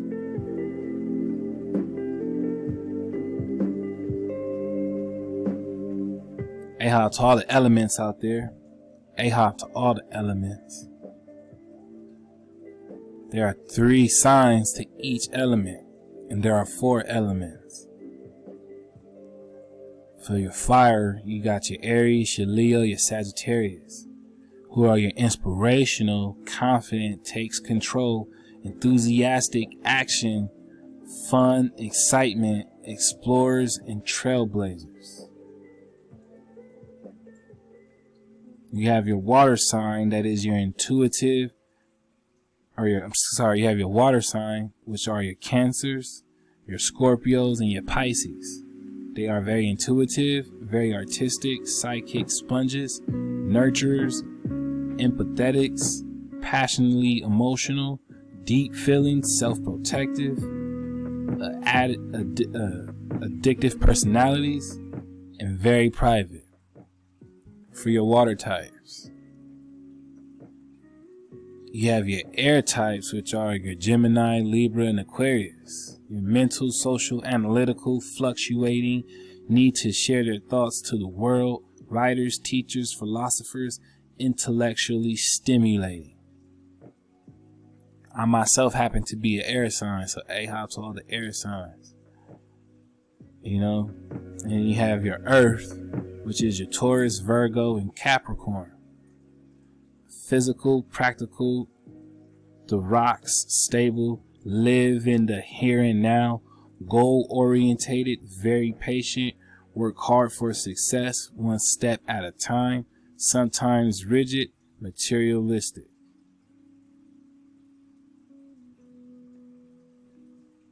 And the ether combines all of these together.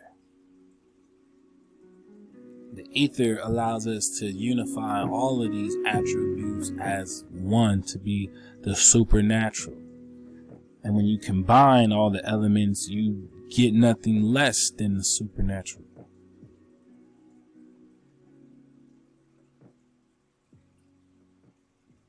So it's always great to associate with your element and the elements to help raise the best you that you can be as the Ethiopian. Because you are the light. my naga. You are the light. You are that shines. And it's a beautiful, marvelous flow. It's a beautiful, marvelous flow. You are the source. And this is why it's so important to keep the code and to adhere to your Hawa, that is Aman Abba. Because this is coding straight from the ether, the breath. This is how we got here. All we have to do is tap in and let go. You see the spiral? Spiraling out. Aha to the brethren. But I hope you're spiraling out right about now.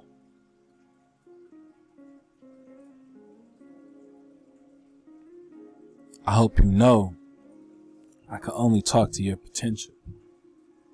And it is only in that potential where we truly can achieve greatness. I mean, that's the purpose of my channel, right? To maximize our greatness. To unify and harness our gifts, our strong points. To be an impenetrable force that cannot be stopped.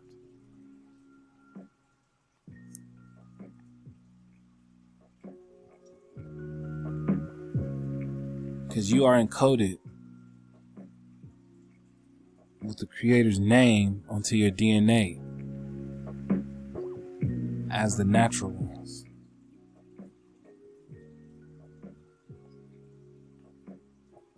You are the seed of Hawa, Shabbat. But we're going to continue to break down just exactly what we're talking about with this more and more war. Because although it's a beautiful flow, we are at war. We are at war, my naga. There's no getting around it. You see the world around you. It needs fixing. It needs lifting. It needs healing. But you can heal up at naturalbylaw.net. Surf the wave with us at 432thedrop.com. Hey, how as we carry on.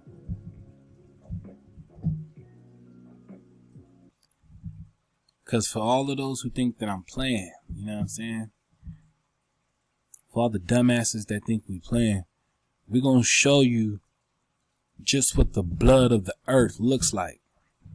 That's right, the blood of the earth. We're going to show you what that looked like. We're going to tap into that. And we're going to see just exactly that there's no place where this dark substance does not permeate. So why wouldn't we, as the natural ones, as the ooze personified, why wouldn't we?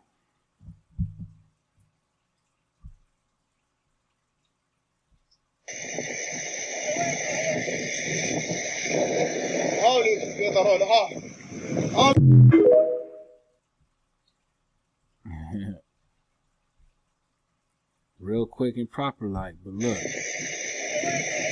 it.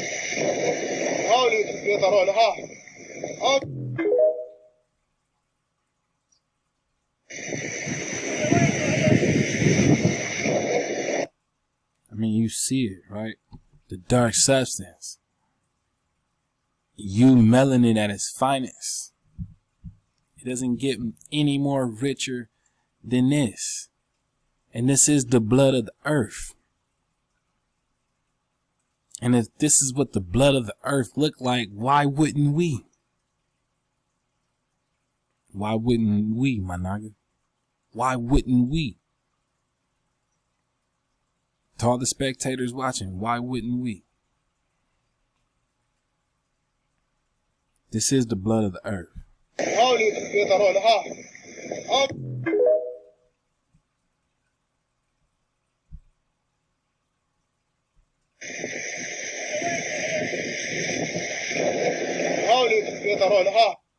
I mean, look at that. It looks like that jellyfish creature we posted on the IG a couple of weeks ago. You can go and check that out. Heavily melanated, just like this. The octopus shoots out melanated ink, just like this. Venom looks just like this. I mean, you can even say the people of Sudan look like this. You know what I'm saying? We was talking copper colored races. All across the plane, baby. All across the plane.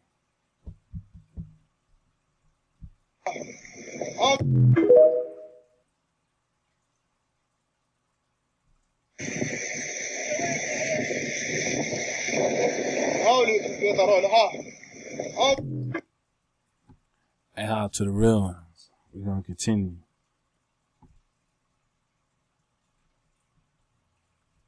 So I told you that the Tartarians were part of the Moorish Empire, and you didn't believe me. But when I say I got your ass, oh, I've got your ass. So, the Moors ruled much of Spain for almost 400 years, from 711 to 1086, before they was driven south and continued their rule of southern Spain and the Kingdom of Granada for a further 400 more until 1492. Now, did the Moors bring Europe out of the Dark Ages? The Moorish advances in mathematics, astronomy, art and agriculture helped propel Europe out of the Dark Ages and into the Renaissance. The Moors brought enormous learning to Spain that over centuries would percolate through the rest of Europe. And how dark were the Dark Ages really? For historians who were primarily from Texas, those centuries are indeed Dark Ages, dark matter. Alright, dark.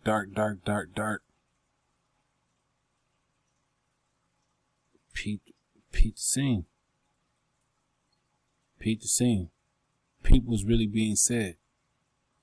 Now notice how he's explaining the Dark Ages, right? And look at what you see.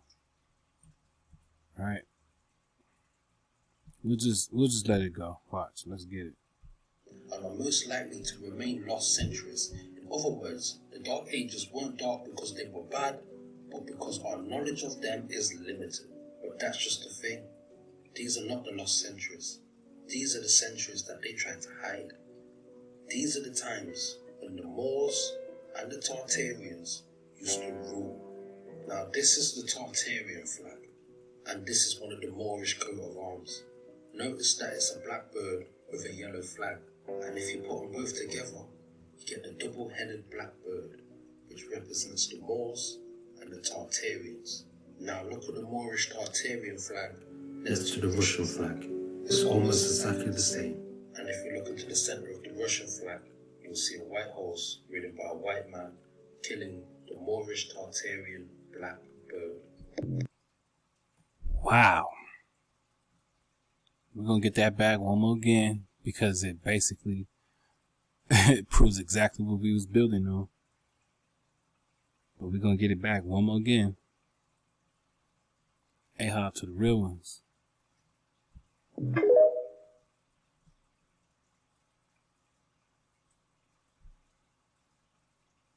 So I told you that the Tartarians were part of the Moorish Empire, and you didn't believe me. But when I say I got your ass, oh, I've got your ass. So, the Moors ruled much of Spain for almost 400 years, from 711 to 1086, before they was driven south and continued their rule of southern Spain and the Kingdom of Granada for a further 400 more until 1492. Now, did the Moors bring Europe out of the Dark Ages? The Moorish advances in mathematics, astronomy, arts and agriculture helped propel Europe out of the Dark Ages and into the Renaissance. The Moors brought enormous learning to Spain that over centuries would percolate through the rest of Europe. And how dark were the Dark Ages really? For historians who were primarily from Texas, those centuries are indeed and are most likely to remain lost centuries. In other words, the Dark Ages weren't dark because they were bad, but because our knowledge of them is limited. But that's just the thing. These are not the lost centuries. These are the centuries that they tried to hide. These are the times when the Moors and the Tartarians used to rule. Can you see it now, my nigga? Can you see it now, my nigga? Can you see the unison? The interference? They had a plan. They had a plan. Remember, you had some that were in the area of the rising sun, and you had Ethiopians who were in the setting of the sun. These were the two divisions that Homer knew of. What do you think that, they share friction over?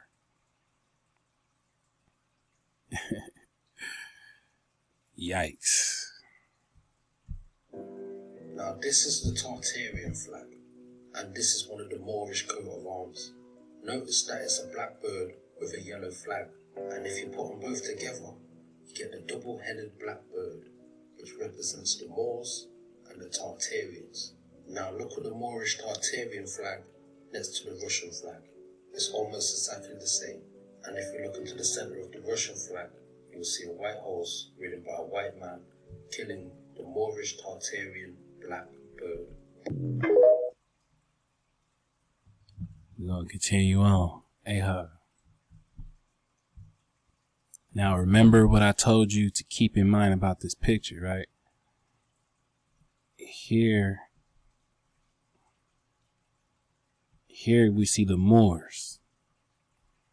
There's no denying, right? But peep the garment. You can get to this part over here and look at these. Look like the Tartarians. These look like the Tartarians.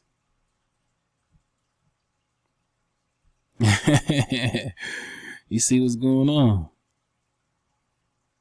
You see what's going on? These guys kind of all look the same. You dig? I just wanted to highlight that part before we go ahead and carry on to the next one. Shalom to the tribe.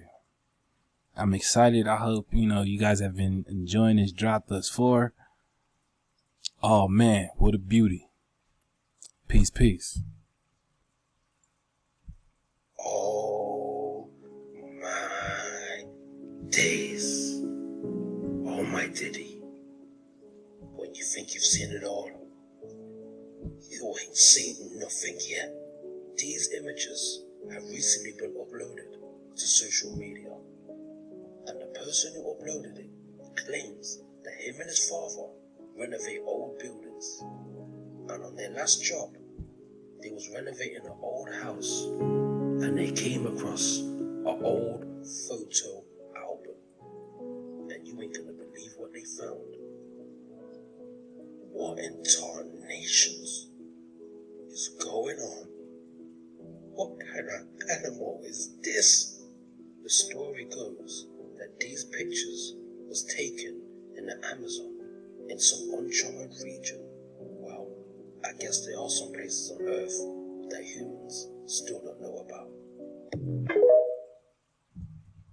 Where was this at? In so-called South America.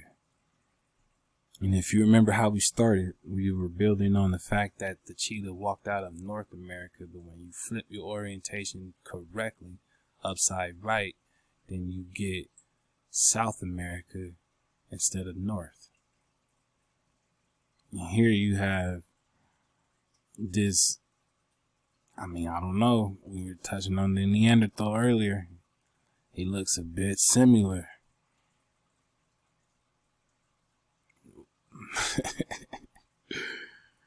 I mean, wow, wow, wow, right?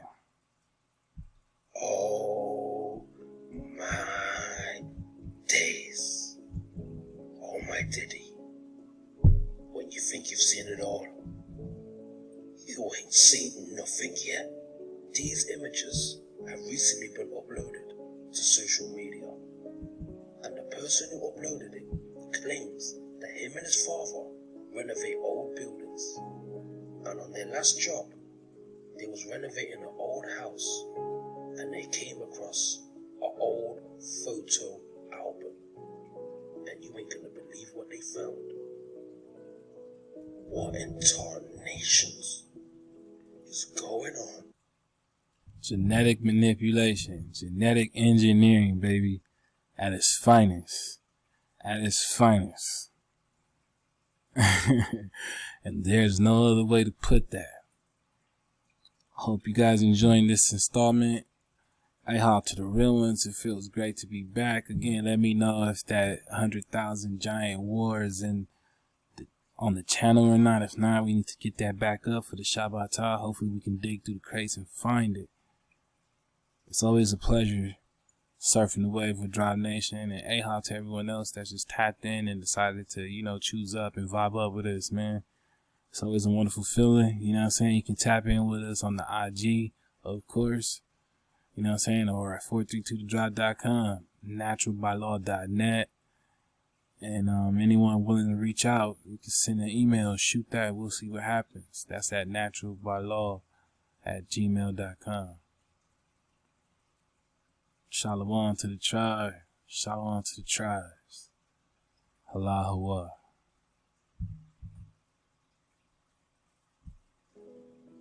What kind of animal is this?